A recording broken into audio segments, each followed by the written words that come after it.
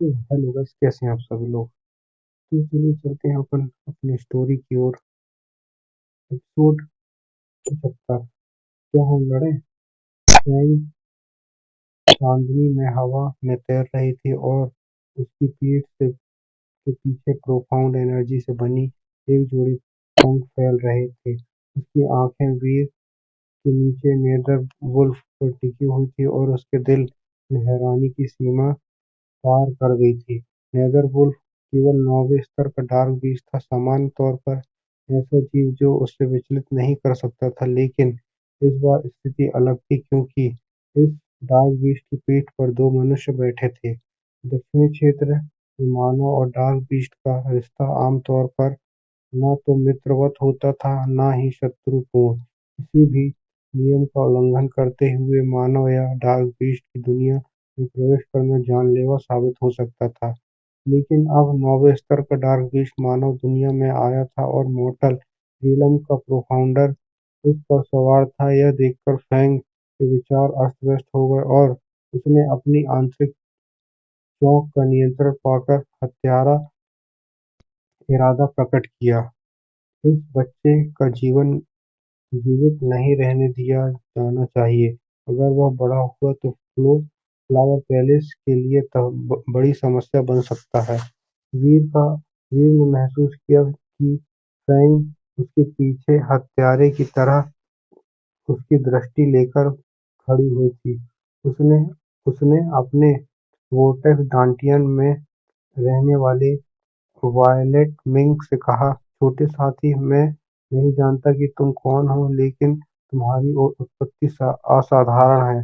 जब समय आएगा कि तुम अपने और मेरी बहन की रक्षा करना।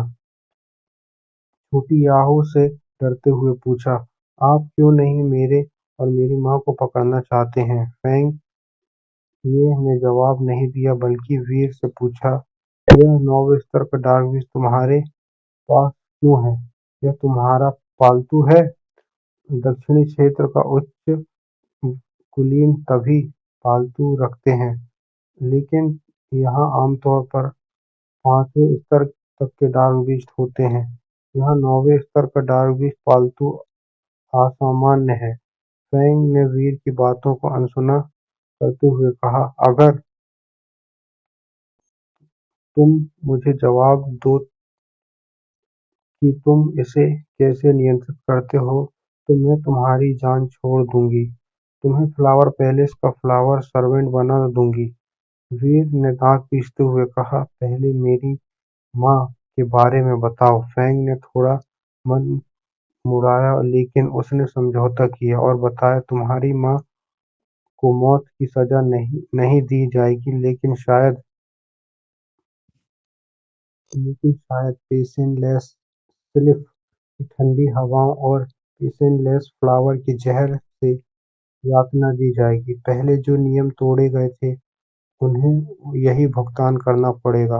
वीर ने क्रूर मुस्कान के साथ कहा, मैं वीर शपथ खाता हूँ कि जब तक मैं जीवित रहूंगा, तुम्हें माँ को दी गई यातना का 100 गुना बदला दूंगा। फैंग ने तिरस्कार भरी दृष्टि से कहा, तुम्हारी अपनी ताकत को अधिक आंक लिया।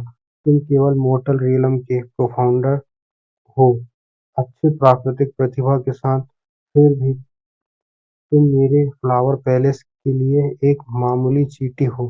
तुम्हारा रहस्य मैं जब चाहूँ निकाल सकती हूँ। वी ने जवाब दिया, तो फिर हमला क्यों नहीं करती? बिच हत्या की इच्छा फैंग की आंखों में चमकी। वह हमला करने ही वाली थी कि उसके चारों ओर देखा और कहा, क्योंकि तुम आए हो तो सामने आओ। सफेद परिधान में एक महिला झलक रही थी, उसके हाथ में हरी तलवार थी। यह सुकिंशी थी, जिसके साथ वीर का पहले समझौता हुआ था। वीर ने दिल में राहत की सांस ली। वह मौत से नहीं डरता था, पर छोटी याहू की सुरक्षा की चिंता उसे सताती थी। फैंग ने गहरी नजर से पूछा, स्वॉर्ड सेट की सदस्य? सुकिंशी ने सिर हिलाकर उत्तर दिया, हाँ, मेरे स्वॉर्ड सेट का अनुयायी है। तुम इसे क्यों नहीं तुम इसे नहीं छू सकती। फेंग ने आंखें तिरछी की। तुम्हारे पिता ने फ्लावर पैलेस के नियम तोड़े थे, तुम्हें पता होना चाहिए। तभी सू किंगशी की हरी तलवार हिली और हवा में एक सुनहरी तलवार की आवाज गूंज उठी। तो फिर लड़ते हैं। फेंग ने की गहरी आंखों में गंभीरता आई।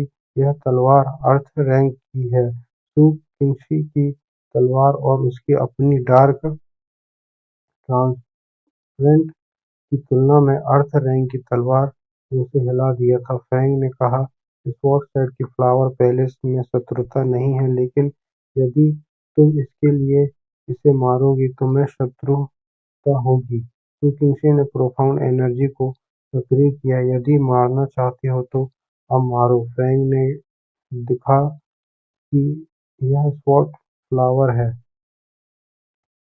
तुम स्वॉर्ड साइड के फेरी सू हो। हाँ, यह जानकर फेरी हैंग ने लड़ाई से हाथ पीछे खींच लिया। सू किंगशी हिडन ड्रैगन रैंकिंग की सदस्य थी। शक्ति में उसे मात देना असंभव था। फेरी हैंग ने कहा, फेरी सू, भले ही मैं तुम्हारा मुकाबला न कर सकूं, पर फ्लावर पैलेस इस मामले को नहीं छोड़ेगी। भविष्य में हमें स्पॉट सेट से स्पष्टीकरण मांगेंगे।